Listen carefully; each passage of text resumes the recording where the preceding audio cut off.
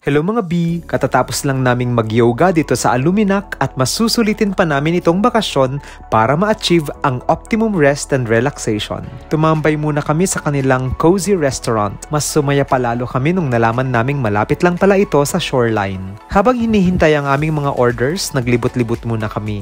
Lahat ng sulok ng restaurant na ito ay Instagrammable at Reels-worthy. Kahit tirik na ang araw, hindi ko papalagpasin ang pagkakataon na magpa-picture sa kanilang hanging bridge. Dito, pwede kayong mag-dine under the trees o di kaya sa loob mismo ng kanilang cozy restaurant. Mas pinili naming pumesto outdoors kasi mas maraming pwedeng gawin habang naghihintay ng pagkain. Si Val piniling magdedhang sa mga puno. Wala na kasi kaming energy kaya nag-swing-swing na lang kami. Sinamantala ko din ang downtime na to reflect. Alam nyo, kahit pag-gaano ka-stressful ang ating buhay, mas marami pa rin talaga tayong dahilan para maging thankful. Gaya ngayon, I am surrounded by the beauty of nature and enveloped by the warmth of love from my friends. B, let's live a life of gratitude.